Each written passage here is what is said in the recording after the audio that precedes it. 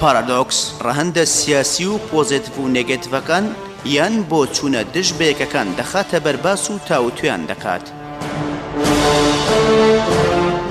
پارادۆکس گوێگرتنان لە دوو ئاڕاو بۆچوونی پێچەوانە کە هەر یەکیان بە پێی تێڕوانین و فکر و ئایدۆلۆژیا و بۆچوون لا دوو گۆشە و تێڕوانینی جیاوازەوە لێکدانەوە و تەحلیل و تەفسیر بۆ دۆسیە و فایل و بابەتە سیاسیەکانی کوردستان و عێراق و ناوچەکە و ئاڵ و گۆڕا گرنگ و خێراکان دەکات. پارادۆکس بەرنامەیەکە بۆ تێگەشتن لە هەر ڕوودا و بابەتێک بە تێڕوانینی ئازادانە و تەواو جیاواز. پارادۆکس بەرنامەیەکی هەفتانەی دەنگی گەلی کوردستانە ڕۆژان یەکشەمە کاتژمێر 11 خولەک ڕاستەوخۆ پێشکەشتان دەکرێت.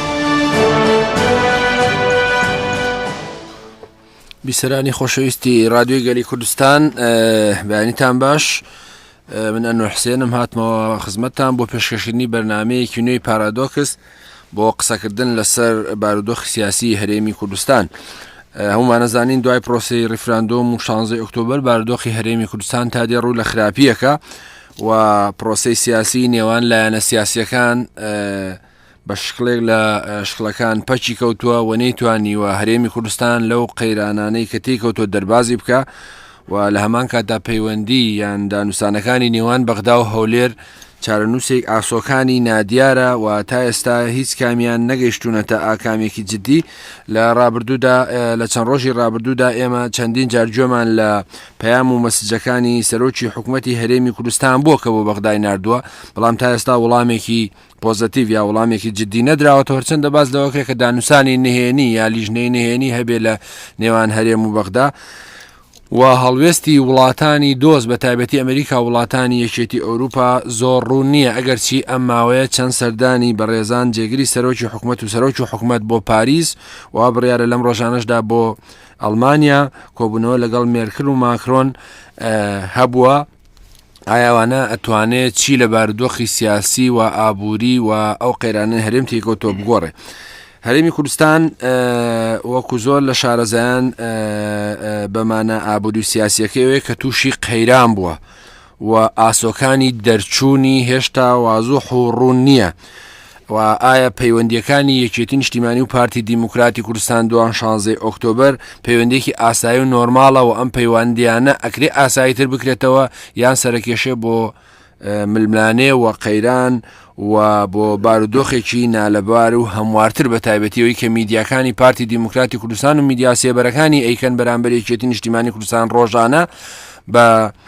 تەشهیر و سوکایەتی بەوەی کە یانەوێ بۆ نمونە ڕووداوەکانی 16 ئۆکتۆبەر وەکو خۆیان ئەڵەمخانە ئەستۆی بەشێک لە بەرپرسانی یەکێتی نیشتیمانی کوردستان و ئەمە بۆ بە چاواشەکردن و بەلا ڕێدابردنی خەڵکی کوردستانە و لەو بارەیە و ئێمە زیاتر لەوانە قسەکەین لەسەر بارودۆخی هەرێمی کوردستان سەبارەت بەو بابەتانەی کە حکوومەت عێراقی بەردەوام جەختی لەسەرکاتەوە کە دەستوری و نادەستوری لە مەسەلە ئابووری و سیاسیەکانە و مەسەلەی هەڵوەشانەوەی ڕیفراندۆم کە تا ئێستا جەختی لەسەرەکەن و لەوانەش گرنگتر باز لە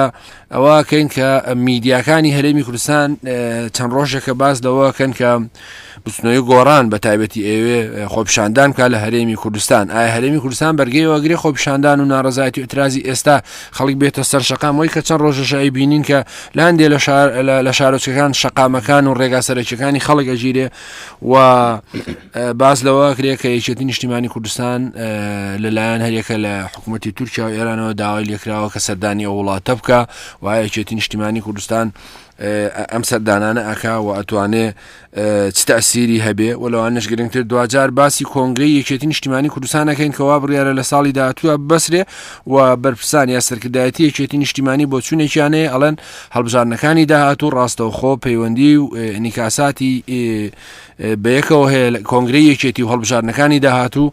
بۆ یەکێتی نیشتیمانی کوردستان چارەنووسازن. ئەمڕۆ هەموو ئەم بابەتانە بە ڕاشکایی قسە و باسی لەسەرەکەین لەگەڵ بەڕێز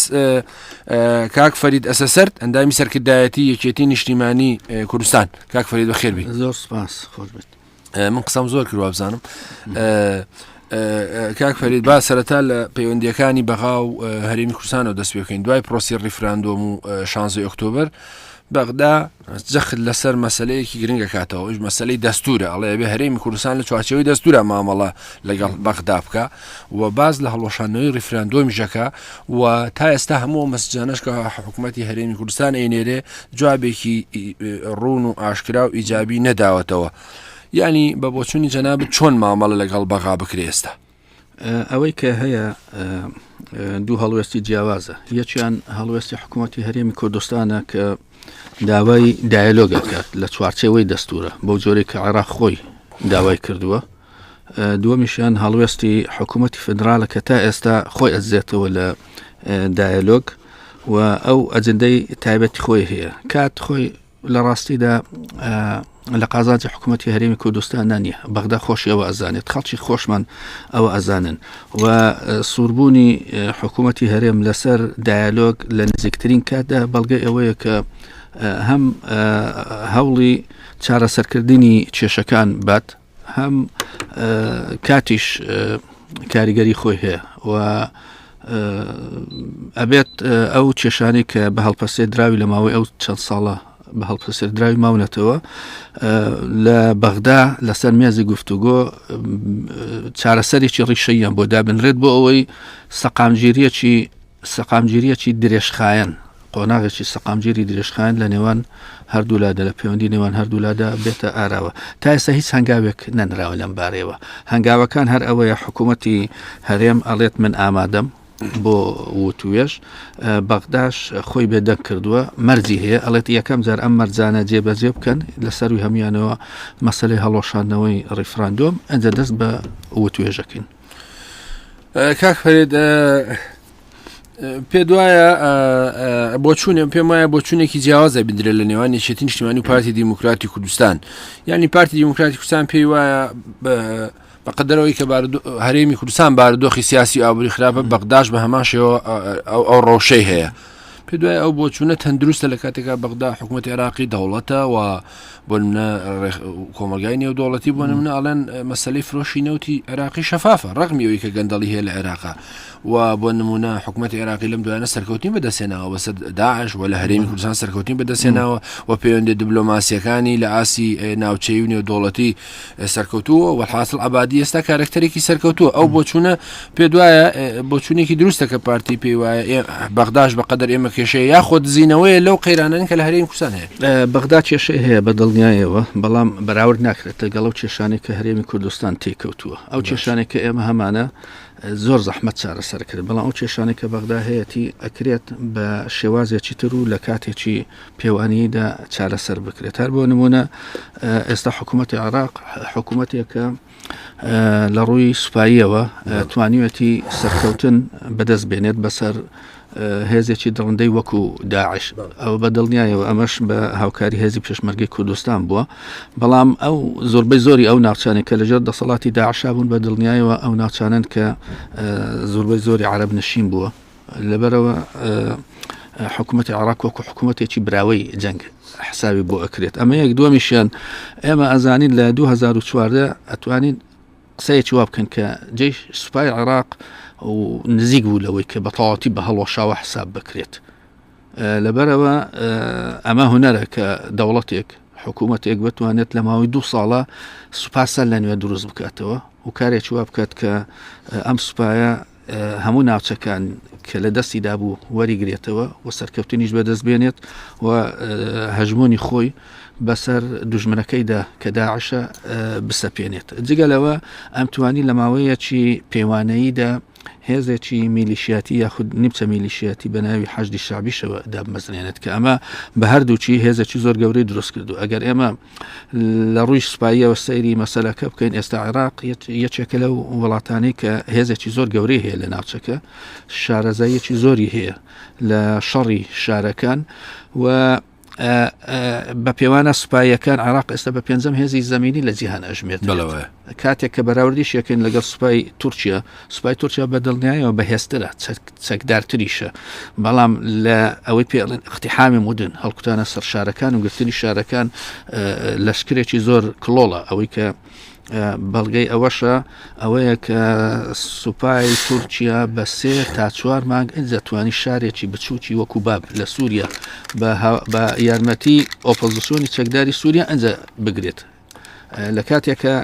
هێزەکانی عێراق توانیویانە سەرکەوتنی زۆر گەورەتر لەمە بەدەست بێنن. عێراق خۆشی بە دڵنیاوی کۆمەڵێک کێشەی هەیە بەڵام کێشەکان وەکەوەی هەرێم نییە ئەگەر مەسەلەکە بەراورد بێت هەرێم کێشەی زۆرترە هەرێم گەمارۆ دراوە سنوورەکانی لێداخراوە ناتوانێت حکوومەتی هەرێم ناتوانێت موچەی کارمەندەکانی خۆی بات بەشێکی زۆر لە موچەی هێزی پێشمەرگە لە دەرەوە دێت واتە حکوومەتی هەرێم توانێت ئەوەی نییە کە خۆی ئەو بکات بتوانێت خۆی ئەو موچە دابین بکات خزمەت گوزاری گشتی لە هەرێمی کوردستان بە ڕێژەی لە 1970 وەستاوە نزیکەی 3 ساڵ 2 ساڵ ئەبێت لە کاتێک ئەمە لە بەغداوانە بەغدا ئێستا بیر لەوە ئەکاتەوە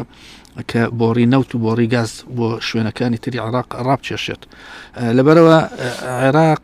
ئەگەر وشەیەک بەکاربم لە هەڵسانەوەدایە لە گەشەکردندایە هەرێمی کوردستان لە شوێنی خۆی چەقیوە و تەنانەت گەڕاوەتەوە دواوەش بۆ نمونە ئێمە لە 2000 لە کۆتایی 2017 ئێمە 2015 باشتر بوون لەوەی ئێستا 2014 باشتر بوون لەوەی ئێستا لە کاتێکە ئەوەی عێراق خاریکە گەشە بەتوانە عسکەریەکانی خۆی ئەدات و خاریکە گەشە بە بەرهەمی نەوتی خۆی ئەدات و خاریکە گەشە بە بەرهەمی ئابووری خۆشی ئەدات کۆبڵک زۆر کێشەیە ئەوی شار بێ کێشە نیە بەڵام بە دڵنیایەوە لە بەراوردا ئەبێت ئێمە حسابی ئەوە بکەین کە ئەو عێراقی کە ئێستا هەیە عێراقی 2014 نییە کە تازە داعش مۆسڵ و تکریت و شوێنانەی گرتووە عێراقێکترە ئەبێت بە شێوەیەکی واقعیانە مامەڵی لەگەڵدا بکەین بۆ ئەوی بتوانین بگەین بە ڕێککەوتن لەگەڵیا و بتوانین بناغەیەک دابنین بۆ پەیوەندیەکی ئاشتیانەی درێژخایەن ئێوە تەسەوری ئەوەکەن یا بە بڵم پێشببینیەوەکەن کە حکوومەتی عێراق ڕازی بێ کە ئەو پەیوەندیانی تۆ باسیەکەی پەیوەندیەکی تازە و دامەزراوە بە پێی دەستور مامەڵە لەگەڵ بکرێ منوتم چەند مەسیجی نردوو هەرێم جوابی نەداوە بڵێ ئەمە خۆی لە قازانجی بەغدایە زۆرتر دەوەی کە لە قازانجی هەرێم دابێت چووکە تۆ ئێمە ئەگەر سەیری دەستور بکرد حکوومەتی هەرێم وتوێتی من لە چوارچەوەی دەستورە و بە پێی دەستور و توێش لەگەڵ بەغدا ئەەکەم ئێمە ئەگەر بچینە سەر 2 مادەی دەستور مادەی 110 و مادەی 114 مادەی 110 باس لە دەسەڵاتە حەسریەکانی حکوومەتی فدرال ئەکات واتە حکوومەتی فدرال کۆمەڵێک دەسەڵاتی هەیە لە هەموو عێراق تەنها ئەو هەیەی بەڵام بەشێک لەو دەسەڵاتانە لە هەرێمن لەبەرەوە ئەو داوا ئەکات ئەم دەسەڵاتە حەسریانەی کە ئێستا لەژێر دەسەڵاتی هەرێمە بگەڕێتەوە بۆ خۆی ئێمە ئەبێت ئەم دەسەڵاتانی بدەینەوە لە هەر توێژەکە ئەگەر ئێمە دەستور جێبەجێ بکەین هەر بۆ نمونە مەسەلەی فڕۆکەخانەکان ئەمە یەکێکە لەو مەسەلانەی کە پەیوەندی بە حەسری دەسەڵاتە حەسریەکانەوە هەیە مادەی 114 باس لە دەسەڵاتە هاوبەشەکانەکە کۆمەڵێک دەسەڵات هەیە هاوبەشە لە نێوان حکوومەتی فدرال و حکوومەتی هەرێمی کوردستان ئەم دەسەڵاتانە لە هەرێمی کوردستانە ئێستا هەمووی لەژێر دەسەڵاتی حکوومەتی هەرێمدایە بەغدا داوای نیوەکەی خۆی ئەکاتەوە ئێمە ئەبێت نیوەکەی خۆی بێن هەر بۆ نمونە کە دێنە سەر مەسەلەی فڕۆکەخانەکان وەکو دەواازەی سنووری حسابیان بۆ ئەکرێت ئەوەندەی کە پەیوەندی بە دەرەوەی وڵاتەوە هەیە لەبەرەوە ئەگەر بیکەین بە 2 بەشێکی پەیوەندی بە گەشتە نێودەوڵەتیەکانەوە هەبێت لە هەرێمەوە بۆ دەرەوەی وڵات و لە دەرەوەی وڵات بۆ ناو هەرێم ئەمە ئەبێت پەیوەندی بە بەغداوە هەبێت بەغدا خۆی ئەم مەسەلەی ڕێکەخات ئەوەی کە پەیوەندی بە ناوخۆی عێراقەوە هەبێت گەشتە ناوخۆیەکان ئێمە 3 گەشتمان هەیە یەکیان بۆ بەغدا یەکیان بۆ نەجەف یەکیان بۆ بەسرە ئەمە پەیوەندی بە حکوومەتی هەرێمی کوردستان و ئیدارەی ناوخۆوە ئەبێت بۆ جۆرە دابش ئەکرێت بۆ نمونە کە دێنە سەر مەسەلەی دەواازە سنووریەکان دەواازە سنووریەکان لە مادەی 110 وەکو اختصاسێکی حەسری حکوومەتی فدرال باس کراوە و لە 14 وەکو اختصاسێکی هاوبەش باس کراوە بەڵام بە 2 شێوەی جیاواز لە 114 باس لە بەڕێوەبردننی دەواازە گومریجیەکان کراوە واتە بەڕێوەبردنەکەی لە ڕووی ئیداریەوە ئەبێت هاوبەش بێت واتە تا ئێستامە هاوبەش نییە هەمووی لەژێر 4 دەواازەمان هەیە یەک لەگەڵ تورکیا و 3 لەگەڵ ئێران هەمووی لەژێر دەسەڵاتی حکوومەتی هەرێمی کوردستانە و هیچ ئیدارەیەکی هاوبەشی تیانە ئەوە ئەبێت ئیدارەیەکی هاوبەش بێت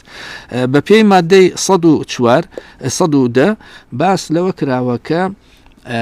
داڕشتنی سیاسەتی گومرگی بەدەست بەغداوەیە بەدەست هەرێم نییە واتە ئەو گومرگەی کە لەوێ وەرەگیرێت لەم چوار دەواازە سنووریە ئەمە بە پێی ئەو سیاسەتەی کە لە بەغدادا ئاڕێژرێت ئەبێت مامەڵی لەگەڵدا بکرێت ئێمە تا ئێستا ئەوەشمان جێبەجێ نەکردووە لەبەرەوە هەموو مەسەلەکان دێنەوە سەر مادەی 110 و مادەی 114 و ئەوەی کە پەیوەندی بە نەوتیشەوە هەیە ئەچینەوە سەر مادەی 2 مادەمان هەیە 112 و 112 تۆ تێ بڵێ هەرێمی کوردستان بەشێکی زۆر ئیتر لە سەروەریەکانی لە دەزەدا بەهۆی دەستورەوە چ گەڕانەوەی خاڵە سنووریەکان چ فڕۆکەخانەکان چ مەسەلەی نەوت وەحاصل ئەمەی کە حکوومەتی هەرێمی کوردستانیش قبولی کردووە لەژێر تەسیری ئەو شکستەیە بووە کە 16 ئۆکتۆبر بخۆی بەڵێ چکە حکوومەتی هەرێمی کوردستان کاتێک ئامادەی خۆی دەرەبڕێت بۆ جێبەجێکردنی دەستور بەو مانایە دێت کە دەستور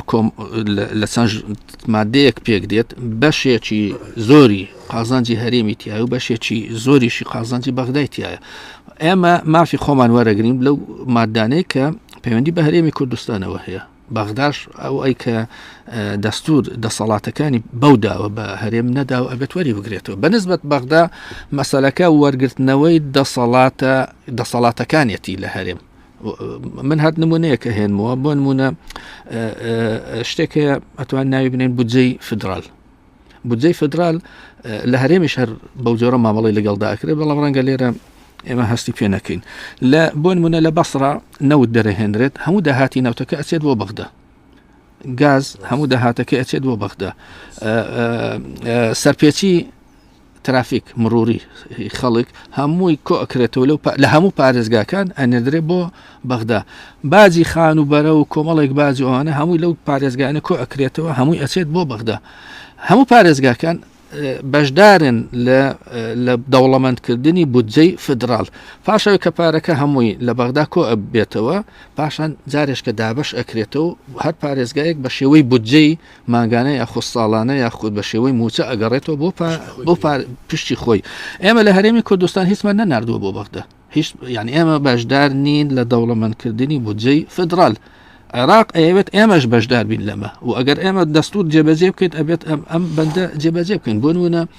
لە مادەی 111 باس لەوە ئەکات کە نەوت و گاز مڵکی گەلی عێراق واتە مڵکی یەک کەس نییە لە یاخود یەک بنەماڵە یا یەک خێڵ لە عێراق و مڵکی یەک پارێزگان نیە بۆ نمونە ئەگەر لە هەموو عێراق تەنها لە بەسڕە نەوت هەبووە ئەوە پشتی هەرێمیشی تایە پشتی کوردیشی تایە چووکەمە هی هەمومانە و لە هەرێمیش ئەو نەوتی کە لە هەرێمە هەیە ئەمە بەپێی دەستور وا مامەڵی لەگەڵ کرێت کە ئەمە مڵکی هەموو گەلانی عێراقە هەموو هاوڵاتیانی عێراق خەڵکی کوردستان جگەلەوەی تەیدی ئەو وەسونانی جەناب دەکەن گلەی ئەوەشەکەن کە حکوومەتی هەرێمی کوردستان لە چەند ساڵی ڕابردوودا نەک نەخشەڕێگای ئابووری شکستی خواردووە کە بانگەشەی بۆوە کرد حکوومەت و لامان کات چاوی کە جەناب دێڵێ داهاتی نەوتی نەک نەگەڕاندێتەوە بۆ مەرکەز و بەغا بەڵکو نەیتوانیوە خەڵکی کوردستانیش لێ بەهرەمەند و سودمەند بن کەواتە یعنی حکوومەتی عێراقی لەسەر حەقەوە ئەو گلەیانی خەڵکیش بە نەزەری ئەتیبار ئەبێ وەرگیری گلەی حەقن کە نەوتت فرۆشتووە داهاتە کەشی وازانیە لە هەرێمی کوردستان من ڕەنگە 100 جار يعني أو ژمارەیە يعني زێدە ڕۆیتیان نییە 100 جار لە لێپسراوانی خۆمانم بیست بیت کە چوونەتە سەر تەلەڤیزیۆن وتیانە کە باسی دەستوری عێراقیان کردووە وتیانە ئەو دەستورەی کە لە 180 گەلی عێراق دەنجی پێداوە یان وەکو شانازیەک باسییان کردووە خۆشمان ئەزانین لە 2005 ئێمە هەمومان چوین بۆ دەنگدان و دەنگمان بۆ دەستورە داوە هەندێکی دەستورەکە نین بەڵام لە هەلومەرجێکی دیاری کراودا عێراق لە 2005 تا 2017 لە هەلومەرجێکی تایبەتدا بوو نەئەتوان بپڕژێتە سەر خۆی تووشی شەڕی تایفەگەری بوو تووشی شەڕی دژی قاعیدە بوو یەکەم جار تووشی شەڕی دژی داعش بوو لە ناو خۆشە کۆمەڵێک گروپی چەکدار پێیا بوون لە سەردەمی مالکی چوو چەکداری چەکی کردن و شەڕی لەگەڵکردن و کۆمەڵێک کێشەی هەبوو لەو هەلومەرجەدا عێراق بەغدا نەپڕژا بۆ سەر ئەوەی کە داوای دەسەڵاتەکانی خۆی بکات کە لە هەرێمی کوردستانە چ بە شێوەی فدرال لە هەرێمە چ بە شێوەی هاوبەش بەڵام ئێستا داوای ئەکاتەوە و مادام ئێمەش بەپێی لێدوانەکانی سەرۆکی حکوومەتی هەرێمی کوردستان کە لە چوارچەوەی دەستورە کارەکەین بە دڵنیایی ئەبێت ئەو دەسەڵاتانە سەر لە نوێ ڕێک بخرێتەوە بۆ جۆرەی کە لە دەستورە هاتووە. ینی خەڵک لەیەوە کە یەکێتی پارتی بۆ ئاوایان کرد لە هەرێمی کوردستان و بە تایبەتی بەرزانی بۆچی هیچ ڕوویاوتی ڕواینێکی نەبوو بارودۆخی هەرێمی کوردستان زۆر باش بوو گەیاندیەوە خاڵی سفر وەک تەنانەت گەیشتۆتەوەی کە جەنابش دەزانانی بۆتە حاڵەتی قەیران و تەنانەت ڕوو لە هەرەسە بۆچی واتان کرد یەکێتی پارتی و بە تایبەتی بەرزانی بۆی کرد. یعنی ئەمە زۆرتر ناتوانم بڵێم ئەمە زۆرتر پەیوەندی بە یەکێتی و پارتیەوە هەیە بەڵکو ورتر پەیوەندی بە یەک کەسەوە هەیە کە بارزانیە ئەو لێپسراوەتی گەورەی هەموو کێشەکە ئەکەوێتە ئەستۆی ئەو ڕابەرایەتی ڕیفراندۆمی کردو ئەو ویستێتی دەوڵەت دروست بکات. ڕاستە هەموو حەزبەکان پێگیری هەوڵەکەیان کردو هەموو هاوڵاتیان بە دڵسۆزیەوە پێگیریان کردو بەڵام هەمووشیان لە مەسەلەیە نیگەران بوونیم خۆشمان لە سلێمانی خۆمان ئەزانی کە سلێمانی بەراورد ئەکرێت لەگەڵ هەولێر لە کاتی بانگەشەی ڕیفراندۆمە جیاوازەیەکی زۆر هەبوو بەڵگەی ئەوە بوو کە خەڵک زۆر لە مەسەلەکە دڵنیان نەبوو هەوکەشی بۆەوە ئەگەڕێتەوە کە ئێمە کاتێکی زۆر خراپمان هەڵبژارد بۆ ڕیفراندۆم بە پێچەوانەی ئەوەی کە لە کاتی ڕیفراندۆم یا پێش ڕیفراندۆم باسی لێوە ئەکرا کە ئەمە چاکترین هەلومەرجە عێراق تازە ڕزگاری بووە لە شەڕ با فریان نەکەوێت خۆی بەهێز بکاتەوە با فریان نەکەوێت هەڵسێتەوە سەر پێ بە ئێمە داوای ڕیفراندۆم بکەین و بەرەو ڕیفراندۆم بچین ئەمە بڕیاری یەک کەس بوو ڕاستە حەزبەکان ناتوان بڵێن سەرکردەی حەزبەکان ئەو لێپسراوەتیان ناکەوێتە ئەستۆ بەڵام بڕیارەکە بڕیاری یەک کەس بوو و ئەو ئەبێت تەحملی مێژووی ئەم لێپسراوەتیە بکات کە بەسەر هەرێمی کوردستانە دێت و ئێمە ئەگەر هەر باس لە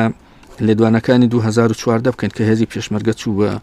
ناوچە جێناکۆکەکان لێدوانێکی زۆر ئاگرین هەبوو هی بەڕێز بارزانی باس لەوە کرد کە ئێمە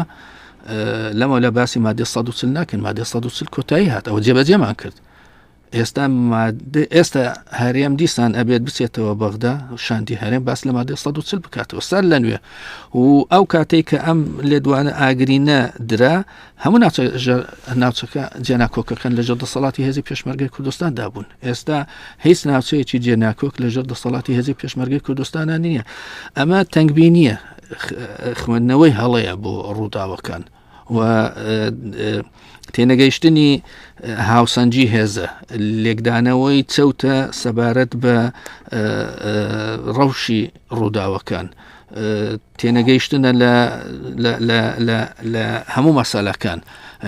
یەکێک ئەو هەموو هەڵەیە بکات بە دڵنیایەوە ئەمە لە هەر وڵاتی تر بووە هەڵوەستەشتریان بەرامبەری ئەبوو نەک هەروە لێگەڕێن دەست لە کار بچێشێتەوە بۆ خۆی هەروە دابنیشێت و قسەی خۆشی بکات. کاکفەری دەست لە کارکێشانەوەی بارزانی لە ژێر فشاری ئەمریکەکان و ئەوروپیەکانە بەشێک بوو لە ئەو سیاسەتە غەڵەتانەی کە هەرێمی کوردستانی بەرەو ئێستا برد ئەمە سزادان بوو ئەمە جۆرێک بوو لە سزادان پەیامێک بوو بۆ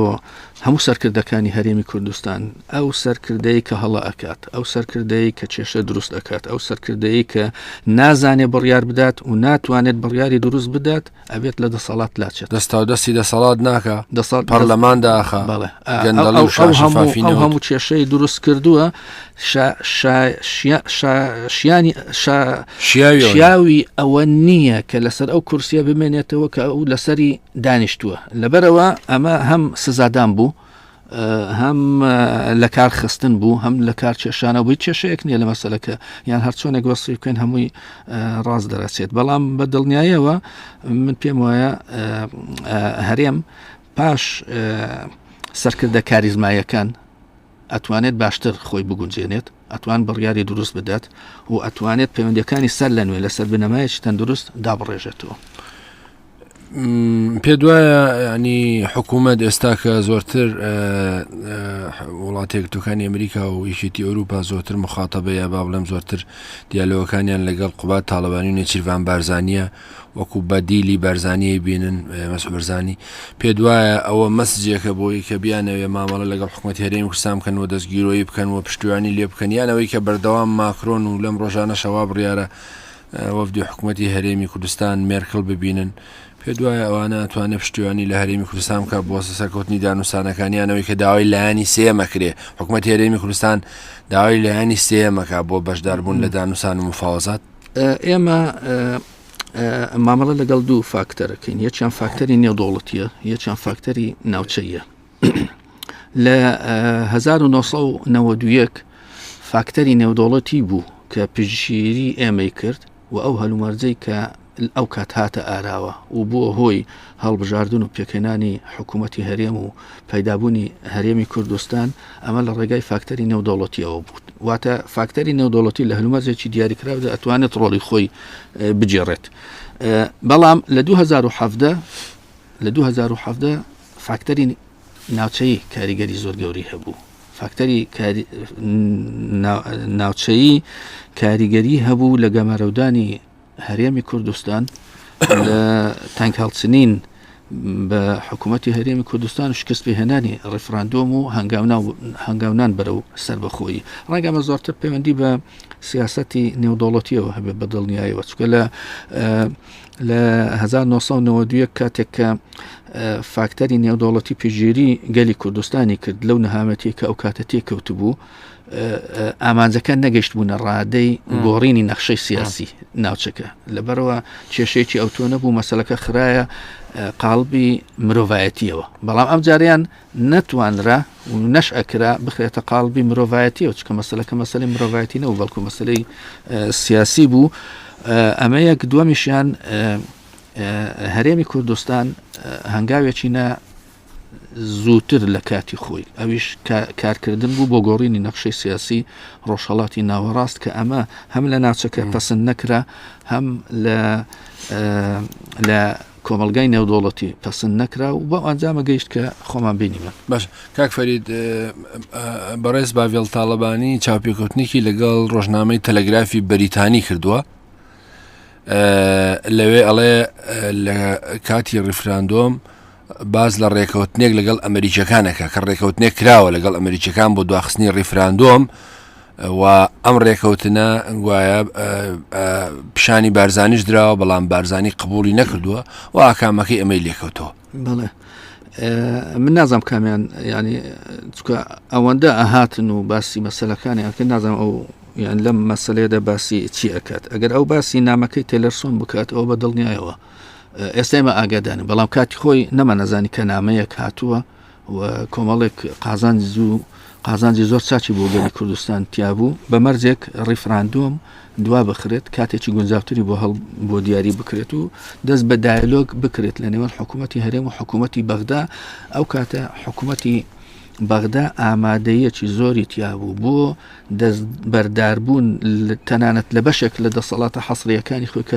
لە هەرێم هەیە بە مەرجی ڕێککەوتن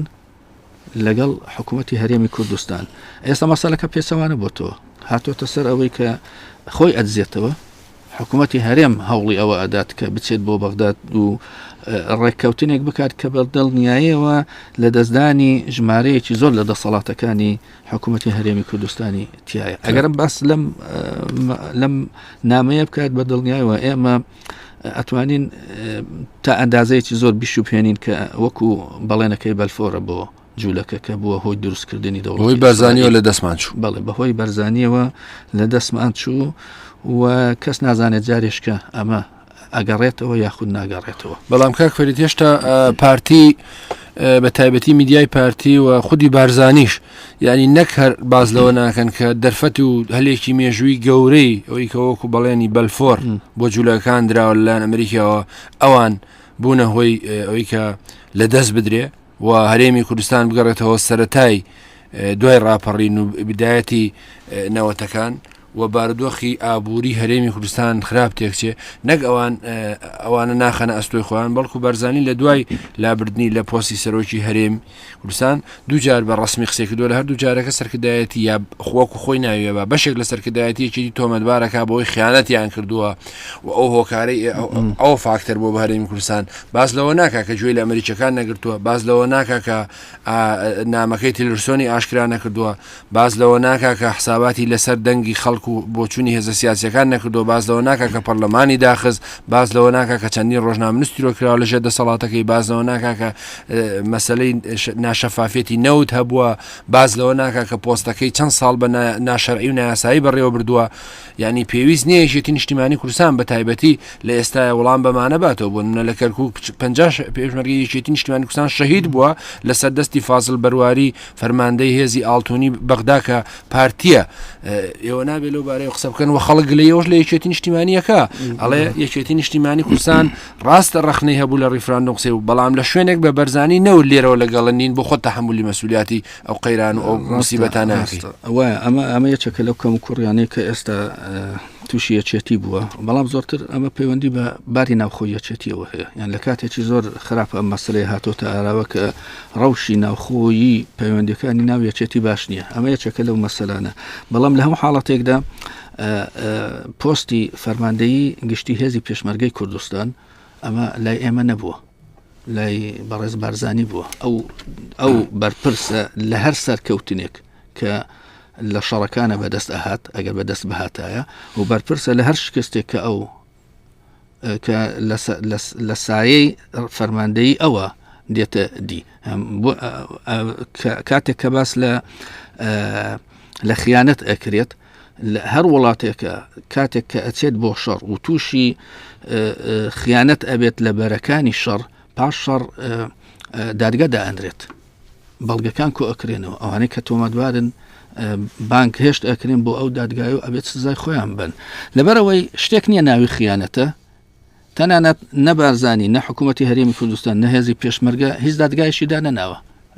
ئەمە ئەفسانەیە کە ئەوان دروستیان کردووە زۆر باش بۆ هۆکەشی زۆرتر بۆ ئەگەڕێتەوە کە ئەوان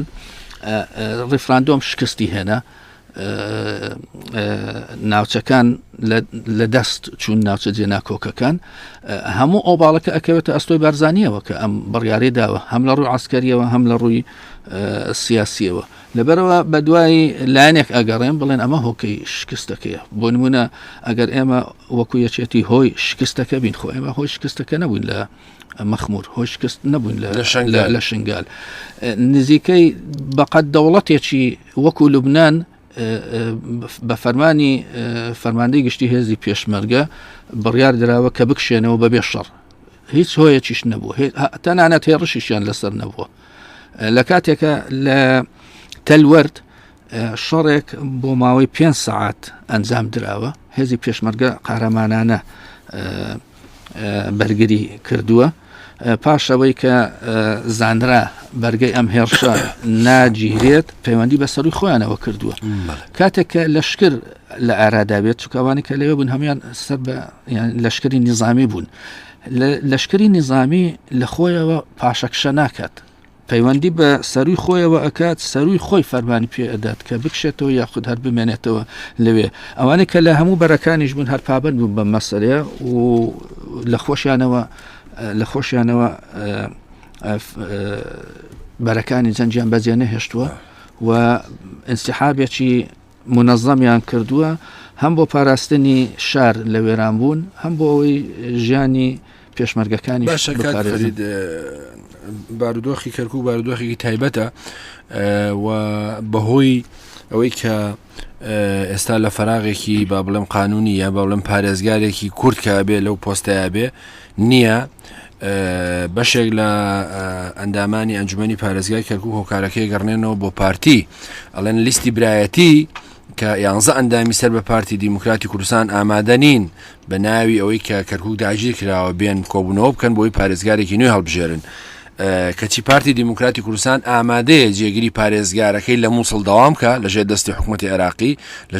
لەوە و ئامادەیە ئەندامانی ئەنجومەنەکەی لەوێ کار بکەن و تەنانەت ئامادەیە ئەندامی پەرلەمان و فراکسیۆنەکەی لە بەغا لەژێر دەستی حکوومەتی عەبادیە بن بەڵام ئامادە نین بێنەوە کەرکووک بۆی کە پارێزگارێک وایە یەکێتیە کاندید یەکێتی هەڵبژێدرێ یۆ پێتان وایە پارتی بۆچی ئەم گەمانەکە لەولاوە لە مووسڵ پارێزگارەکەی نێرە لێرە ئەنجومەنەکەی نانێرە بۆ کەرکووک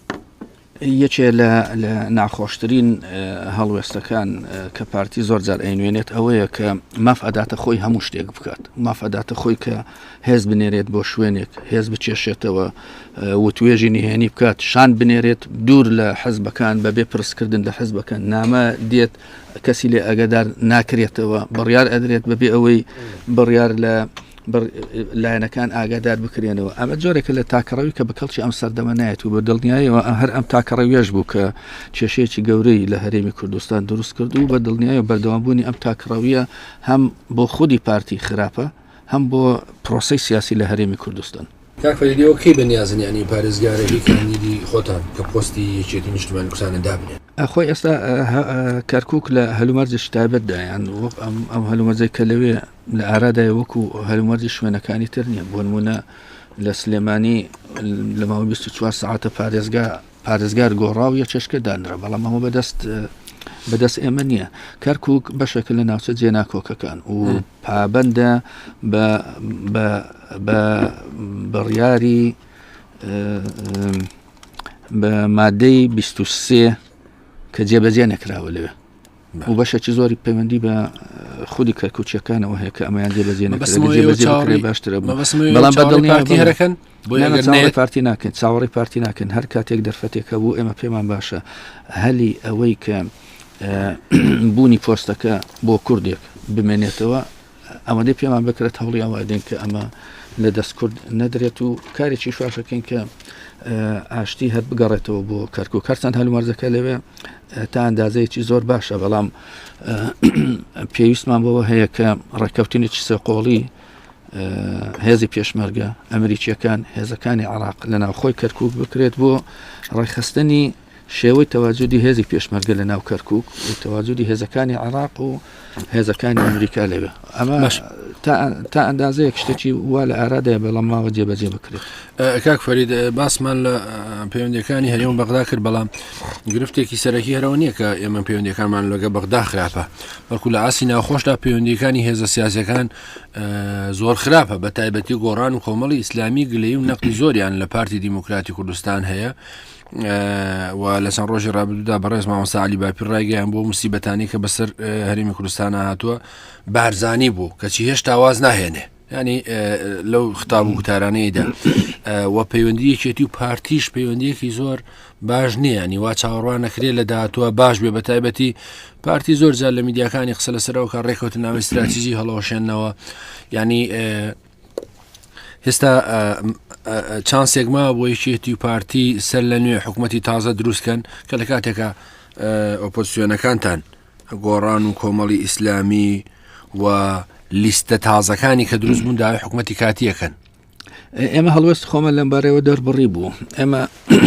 ئەڵێ مادام پەرلەمان پێش یەکی یانزە ماوەکەی بۆ 2 وەرز درێژکرایەوە بە ئەم حکوومەتەوە خۆی بمێنێت یعنی ئەم کابینەیە بمێنێت بەڵام ئەکرێت ئەمە وەزیرە هەموارکردنێک لە وەزارەتەکانە بکرێت بۆ نمونە ئەکرێت وەزارەتەکان کەم بکرێنەوە ئەگەر پێویست بکات وەزیرەکان بگۆڕدرێن ئەوەی هەر لایەنێک ئەگەر ئەیوێت ئەتوانێت وەزیرەکانی خۆی بگەڕێت بەڵام کابینەکە وەک خۆی بمێنێتەوە ئەرکەکانی خۆشی جێبەجێ بکات یاخود لایەنەکان ڕێککەون لەسەر ئەوەی کە ئەرکەکانی ئەم حکوومەتە دیاری بکەن پێم وایە ئەگەر پارتی دیموکراتی کوردستان ئامادەیتیا بێت دەرفەتێکی زۆر هەیە بۆ گەیشتن بە ڕێککەوتن لە نێوان لایەنەکان بەڵام ئەمان هەمیشە تەنها بەرژەوەندی خۆیان لە بەرچاوەکردن و بیر لەوە ناکەنەوە کە ئەم حکوومەتە حکوومەتێکی ئیتیلافیە پارتی لە دەنگدانە لە 134 دەنگەکانی هێناوە و 38 پەرلەمانتاری هەیە لەبەرەوە ئەبێت حسابی ئەوە بکات کە ئەو ناتوان بڕیار لەسەر هەموو مەسەلەکان بات هەموو مەسەلەکان ئەکرێت ئەگەر بەپێی پەرلەمان بێت بگەڕێتەوە بۆ پەرلەمان لەوێ بەپێی دەنگدان مەسەلەکان یەکلایی بکرێنەوە یاخود کار بکرێت بۆ ئەوەی ئەگەر حکوومەتی کاتیش نێتە دی شتێک نزیک بێت لە حکوومەتی کاتی هەرچەند ئەم حکوومەتەش تەمەنی کورتە تەمەنی ئەوەندە زۆر نییە تەنانەت لەناو پارتی خۆشیان حەزەکەم باسی لەوەش بکەم کە نەک هەر هەندێک لایەن داوای حکوومەتی کاتی ئەکە و هەندێکی داوا ناکرد لەناو پارتیش دوو بۆچوونی جیاواسەیە دوو بۆچوونن نزیکن لە یەک لە ڕووی هێزەوە هەیە پژگیری حکوومەتی کاتی ئەکات و هەیە دژی ئەوەیە و ئەوێت حکوومەت هەڵوەشێتەوە یاخود بەرەو هەڵبژاردنێکی پێش وەخت بچین هەرچەند ئەمە ناکرێت ناویبنی هەڵبژاردننی پێشوەخت چکە خۆی هەڵبژاردنەکە ماوەکەی درێژ کراوەتەوە هەڵبژاردننی پێشوەخت ئەو هەڵبژاردنەیە کە پێش وادەی یاسایی خۆی ئەنجام ئەدرێت ئەمە تا ئێستا پێش هەموو شتێک وادەی یاسایی دیاری نەکراوە و ما ئەبوا لەیەکی 11 ئەنجام بدرێت ئێستەمە دواخراوە لەبەرەوە ناکرێت ئەمە بڵێن باس لە هەڵبژاردنێک بکەین کە ناوی بنێن پێشوەخت پارتی بەو جۆرە سیاست و مامەڵی ئیکا کە تۆ تدیانی ناگەڕێتەوە بۆ هێزولایەنە سیاسیەکان بە تایبەتی بۆ یەکێتی نیشتیمانی کوردستان زۆر جار ناگەڕێتەوە کە هاوپەیمانێکی سەرەکێتی کەچی لە بەرامبەرەوە ئێوە تا ڕێ پەیوەندەکانتان لەگەڵ بزوتنەوەی گۆڕان خراپ بێت کە مەفروض بوو پەیوەندەکانتان باش بێ لەگەڵ بزوتنەوەی گۆڕان لەگەڵ کۆمەڵی ئیسلامی لەگەڵ لیستەکانی تر بۆ بەرگرتن بەم سیاسەتە چاواشەکار و هەژمونگەرایی پارتی دموکراتی کوردستان ئەجا من ڕەنگە پێشتر وەڵامی ئەوەم دابێتەوە بەشێکی زۆر پەیوەندی بە ناوخۆی یەکێتیەوە هەیە کە ناوەندێک نییە بتوانێت سیاسەتێکی یەکگرتوو هەم لە دانان هەم لە جێبەجێکردنە دابڕێژێت ئەمە کێشەیەکە لە ناویەکێتی هەیە ئێمە چارەسەرەکەی بەو جۆرە ئەبینین کە مادام کێشەکان بەو جۆرەیە و گەیشتۆتە ئەم ئاستە و نابێت بەردەوامیش بێت بەرەو کۆنگرە بچین لە هەمووی باشترە لەبەرەوە ئێستا هەموو هەوڵەکان خراونەتە گەڕ بۆەوەی بتوانین بەرەو کۆنگرە بچین و کێشەکان کە ئێستا هەن ببین بۆ ئەوێ یەکێتیەکی تازە بنیاد بنینەوە بەرنامەیەکی تازە پەیڕەوێکی ناوخۆی تازە دابنین سەرکردایەتێکی تازە هەڵبژێرین کە بتوانێت باشتر لەم سەرکردایەتی ئێستا ئەرکەکانی خۆی جێبەجێ بکات پاشان ئەم سەرکردایەتیە تازێ بڕیار لەسەر مەسەلە هەڵپەسێ دراوەکان بدات بڕیار لەسەر ڕێکەوتنامەی استراتیجی لەگەڵ پارتی بێت بڕیار لەسەر ڕێکەوتنی لەگەڵ گۆڕان بدات بڵێ بڕیار لە هەموو مەسەلەکانی تر بات و بە شێوازێشتر مامەڵە بکەین من پێم وایە یەکێتی لە دۆخێکی باشتر ئەبێت ئەگەر سەرکردایەتیش تازە هەڵبژێرێت و کۆنگرێکی سەرکەوتوو بەدی بێنێت و بەرنامەیەکی تازەشی هەبێت کە بەدڵنیایەوە ئەمە کاریگەری ئەبێت لەسەر هەڵبژاردننی داهاتوو بەڵام بەدڵنیایەوە ئەگەر ئێمە کۆنگرە نەبەستین و بەرەو هەڵبژاردننیش بچین پێم وایە هەلومەرجی یەکێتی زۆر خراپتر ئەبێت لەوەی ئێستا باشە باسی کۆنگرێت کرد دواتر باسی شتی ترەکەین هەندێ بابەتی ترماوە بەڵام ئێوە ینی ئەبێ بڕیارێک نەدراوە تا ئێستا بۆ بەستنی کۆنگرەوە پێ دوایە کۆنگرەوەی کە چەنان کۆنگرە کێشەکانی یەکێتی چارەسەرەکە یاسەر لە نوێ قەیرانی زیاتری بۆ خوڵکێنێ کۆنگرە خۆی 4 ساڵە دواکەوتووە ئێمە ئەبووە 2013 کۆنگرە ببەستین پلینۆمێکمان بەست پاش هەڵبژاردن یان پاش هەڵبژاردننی پەرلەمان لەوێ بۆ ماوەی 3 مانگ درێژکرایەوە ماوەکە کە گەیشتە سیوێکی 2014 لە باتەوەی کۆنگرە بەستین بڕیاری دواخستنی کۆنگرەمان دا بۆ ماوەی 1 ساڵ هۆکەشی ئێمە لە کۆبنەوەکەیە تاوتوێمان کرد هۆکەشی ئەوە بوو کە ئێمە ئەو کاتە 4 مانجی تر هەڵبژاردنی ئەنجومەنی نوێنەرانی عێراقمان لەبەردەما بوو لەبەرەوە ئەوای خۆمانی بۆ ئامادە بکەین پاش ئەو ئەنجامە خراپەی کە لە هەڵبژاردننی پەرلەمانی کوردستان 2013 بەدەستمان هێنا و لەو کاتەشا توانیمان سەرکەوتوو بین لەوەی کە ئەنجامێکی باش بەدەست بێنین بۆ ئەوەی بتوانین قەرەبووی ئەنجامە خراپەکەی 2013 بکەینەوە بەڵام کێشەکە لەوەدا بوو کە ئێمە بەردەوام بووین لەسەر ئەوەی کە باسی کۆنگرە نەکەین وەکو ئەوەیە کۆتایی هاتبێت و پێویستمان پێ نەبێت وەکو ئەوەیە هەر کۆنگرە شتێکی دیکۆرە و بەهۆی ئەمەشەوە کۆمەڵێک زۆربەی زۆری کێشەکانی یەکێتی لەم قۆناغی ئێستادا پاش دواخستنی وادەی کۆنگرە هاتەدی ئەگەر ئێمە لانی کەم 2014 بۆ ماوەی ساڵێک دوامان خست ئەگەر 2015 کۆنگرەمان بەستە بە دڵنیایەوە کێشەکان ئەوەی کە ئێستا هەیە ئەوانە لە ئارادا نەبوون هەلومەرجێکی باشتر مەکتەبی سیاسیتان هەڵۆشاندوێتەوە و چارەنووسی بەڕێز بەرهەم ساڵح وازەح نییە لە دەرەوەی یەکێتیە یانە گەڕێتەوە و وازان نییە کە ئایا چ کاتێک تەوقیتێکتان دانەناوە بۆ بەستنی کۆنگرە و هەرێمی کوردستانیش بە بارودۆخێکی ناهەموار و نالەبار و خەیرانی سیاسی و ئابووریەتی ئەپەڕێ کەواتە ئێوە ینی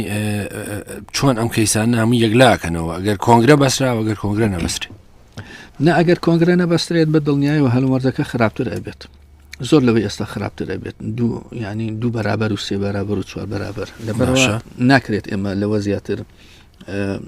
چاوەڕێ بکەین هەر پێویستمان بۆ هەیە کە بەرەو کۆنگرە بچین ئەو کێشانە کە ئێستا هەیە ئەتوانین بیبین بۆ ئەوێ ئەگەر پێویستی کرد وەکو باسم کرد تەنانەت خۆی یەکێتی پێویستی بە پێداچوونەوە هەیە پێویستی بە بنیاتنانەوە هەیە یەکێتی تەمەنی 42 ساڵە یان پێویستی بەوە هەیە کە خۆی گەز کاتەوە پێداچوونەوەیەک بە خۆیان بکات کارێکی وا بکات کە بیرو بۆچوونی خۆی کە ئەوەی لە 42 ساڵ لەمە پێش لە ئارادەوە بە دڵنیای بە کەڵکی ئێستا نایێت هەندێک شێوازی کارکردن هەیە هەندێک جار ئەگەر پێش 5 ساڵیش پیادە کرابێت پاش 5 ساڵ بە کەڵکی ئەوە نایەت لەبەرم پێم وایە ئەبێت ئەو کۆنگرەی پێداچوونەوەیەکی ڕیشەیی بێت گۆڕانکاریەکی گەورە بێت کۆنگرەی بنیاتنانەوەی یەکێتی بێت ئەگەر بەو ڕوحیەتە کار بکەین بە دڵنیایەوە کێشەیەکی زۆرمان نایەت ئێمە زۆر جار کاتێک کە کێشە دێتە ئاراوە لە هەڵبژاردننی ئەنجومەنی سەرکردایەتی تووشی کێشە ئەبین بەڵام ئەگەر ئێمە یەکێتی بکەینە حەزبێکی دامەزراوی هەر بە مانای وشە بیکەین بە حەزب هەروشە حەزبیشی بۆ بەکاربێنین بە دڵنیایەوە کەسەکە ئەبێتە خزمەتکاری سیاسەتی گشتی و ئەبێتە جێبەجێکەری ئەو سیاسەتی کە لە کۆبوونەوەی فەرمیە جێبەجێ ئەکرێت لەبەرەوە وەکو دامەزراوە ئەو کاتە کارەکەێت پێویستیان لەگە بچنەوەی گۆڕان چۆنەوە گۆڕان لەسەر ڕۆژی ڕابردوودا ڕایگەیاندە بوو کە لە داهاتووە بیر لە کشانەوە لە حکوومەت و هەڵوەشانەوەی ڕێکەوتنەکەشیان لەگەڵ یەکێتی نیشتیمانیەکان چکار ڕێکەوتنەکە یەکێتی ئامادە نەبووە جێبەجێ بکە ئەوە دروستە و ئەو تەسەووری کۆبوونەوەی بەڵێ پێش ڕیفراندۆم بە نزیکەی 5 مانگ کۆبوونەوەمان کرد و بڕیارماندا ئەو ڕێککەوتنە دەست بەجێ بەجێکردنی بکرێت ئەمە بوو بڕیاری کۆبوونەوەی ئەنجومەنی سەرکردایەتی بوو هەر پاش کۆبوونەوەکە کۆبوونەوەیەکی سەرکردایەتی هاوبەش کرا هەمومان دڵمان خۆش بوو کە لەوێ باس لەم مەسلەی ئەکرێت و ئەو بڕیارەی ئەنجومەنی سەرکردایەتی جێبەجێ ئەکرێت بەڵام بەداخەوە لەوێ شەر جێبەجێ نەکرا یعنی ئێمە ئەتوانین بڵێن من خۆم ئەتوان بڵم یەکێتی مقەسرە لە جێبەجێ نەکردنی ئەو ڕێککەوتنی کە لەگەڵ گۆڕان هەیە گۆڕان خۆی داوای ئەکات ئێمە تا ئێستا جێبەجێمان نەکردو و هەروەها ئەو ڕێککەوتنی کە لەگەڵ پارتیش هەمانە هەرسا خۆی ئەو ڕێککەوتنە لە بنەمادا لە سەدا 30 هەر تا ئێستا جێبەجێ نەکراوە یاخود بە کرچووکاڵی جێبەجێ کراوە بەڵام ئێمە لەمەولە یا ڕێککەوتن نەکەین لەگەڵ هیچ لایەنێک بۆ ئێمە باشترە یاخود کە ڕێککەوتنمان کرد ڕێز لەو ڕێککەوتنە بگرین و پێوەی پابندی گۆڕان باز لە خۆپشاندانی جەماوەریەکە لە بەرامبەر حکوومەتی هەرێمی کوردستان پێ دوایە هەلومەرجەکە لەبارە بۆ کارێکی ئەوە یان کاتەکە پەیوەندی هەیە بە هەڵبژاردنەکانی داهاتوە نازانم یانی ئەوان چۆن بیرەکەنەوە لەم مەسلەی یان ئەوان یانوە دەنگدەر بەلای خۆیانە ڕابکێشن یا خود ئەمە لە ئێستاوە خۆ ئامادەکردنە بۆ هەڵبژاردن یان ئەوە مەگەر خۆیان بتوان وەڵامی ئەو پرسیارە بێنەوە ینی ئەگەر خۆشت ئەوەشیان پێ بڵیت ئەوە ناتوان بەو جۆرە بڵێنەوە خۆ ئامادەکردنە بۆ هەڵبژاردن بەڵام ئەتوانین لە ڕووی یاساییەوە یاخود لە ڕووی پێوەرە دیموکراتیەکانەوە سەری مەسەلەکە بکەین ئێر ئەمە دەربڕینی ناڕازایی بێت بەرامبەر بە هەندێک لە سیاسەتەکانی حکوومەتی هەرێمی کوردستان کە ئەو سیاسەتە بەشێکی زۆری سیاسەتەکانی هەڵە دەرچوون و چەوت دەرچوون و ئەنجامی زۆر خراپیان هەبوو هەموو هاوڵاتیانی کوردستان نەک تەنها ئەوان ئەو خۆپشاندەرانەی کە سبەی یا دووسبەی نیاز وایە بڕژانە سەر شەقامەکان و ڕاوبۆچوون و خۆیان دەربڕن هەموو خۆپشاندەران هەموو هاوڵاتیەک مافی ئەوەی هەیە کە نەڕازایی دەرببڕێت ئەو مەرزانەی کە بۆ ئەوە دانراوە یاسا خۆی ڕێکی خستووە لەسەروی هەمیانەوە ئەوەیە کە ئەو خۆپشاندانانە بەنیازی ئەوەیە کە پەیامێک بگەێنێتە حکوومەتی هەرێمی کوردستان یاخود سەرنج بەلای سیاسەتێکی چەوت ڕابکێشێت بەڵام بە شێوازێکی هێمنانە بە شێوازێکی ئاشتیانە کە کاریگەری خراپی لەسەر بارودۆخ و هێمنی ناوشار نەبێت هیچ کێشەیەک لەم بارەیەکاتمان کەم ماوەیە یەک دوو پرسیارم ماوەیەکیانەوەی کە حکوومەتی کۆماری ئیسلامی ئێران و حکوومەتی تورکیا بانگێشتی وەفدی باڵای یەکێتیان کردو بە سەردانی ئەو دوو وڵاتە ئەو سەردانانە ئەنجامەدرێەوە بەس لە سەردانی یەکێتی نیشتیمانی کوردستان بۆ وڵاتانە چییە؟ خۆی ئێمە دوو دراوسەی دیاریکراومان هەیە کە بریتین لە ئێران و تورکیا و ئەوەندێک پێمان کرابێت هەوڵمانداوە کە پەیوەندیەکی تەندروست لەگەڵ ئەم دوو لایەنەدا هەبێت و ئەو دوو لایەنە لایەنی زۆر کاریگەرن بۆ چارەنووس و ناوخۆی پەیوەندیەکانی ناوخۆی هەرێمی کوردستان لەبەرەوە ئێمە هەر لە سەرەتاوە وەکو یەکێتی کارمان لەسەر ئەو بنەمایە کردووە کە ئەوەندەی پێمان بکرێت پەیوەندیەکی باش و گونجاو و پێشکەوت و پارە پێدراومان هەبێت هەم لەگەڵ تورکیا هەم لەگەڵ ئێران. بەڵام لە هەموو حاڵەتێکدا وەکو هەر پەیوەندیشتر ئەم پەیوەندیانە بە هەڵبەز و دابەزا تێپەڕین. قۆناغا بۆ زۆر گەشەی کردووە، قۆناغا بۆ هەندێک جار کێشەی تێکەوتووە. ئێستا بە شێوەیەکی گشتی ئەگەر مەسەلەی ڕێفراندۆمی لێ دەرکین کە ئەوانە هەڵوەستێکی سەلبیان بەرامبەری هەبوو، پەیوەندێکی ئاساییمان لەگەڵ ئەو دوولایەنەدا هەیە و هەوڵی ئەوەش دەین کە پەیوەندیەکانمان لەگەڵ ئەم دوولایەنە پەرە پێ بدەین لەسەر بنەمای دراوسێتی و ڕێز لە یەکتری گرتن. کاک فەرید کاتمان تەواو بوو و زۆر سپاس بۆ بەشداری لەو بەرنامەیە و قسە و باسێکی جددی بوو سەبارەت بارودۆخی سیاسی هەرێمی کوردستان و پەیوەندیەکانی هەرێم و بەغدا و کۆنگرەی یەکێتی نیشتیمانی کوردستان. هەوڵەدەین لە بەرنامەی داهاتووە هەندێک بابەتی گرنگ ما بوو وەکو چارەنووسی ڕۆژئاوای کوردستان. ئایا هەندێک بۆچوونەیە پێیان وایە ڕۆژئاوای کوردستان هەمان سیناریۆی باشووری کوردستان احتیمالی هەیە دووبارە بێتەوە، بەتابەت دوای کشانەوەی هێزەکانی رووسیا و ڕێکەوتنی تازەی نێوان تورکیا و ئێران و رووسیا و کێشەکان گۆڕاوە لە بەرامبەریش دامی جددی و گەورەی وڵاتە یەکگرتووەکانی ئەمریکا بۆ ئەو هێزانە. ئەگەر بکرێت لە داهاتووە لەسەرەوە قسە بکەین لەگەڵ جەنابەت وە قسە بکەین لەسەرەوەی کە باز لەوە کرێ کە دوای داعش گروپی مەترسیداری تیرۆریستی لە ناوچەکەی ڕەنگە سەر هەڵدەنەوە و شەڕی تایەفی لە عێراقا احتیمالی ئەوەی هەیە و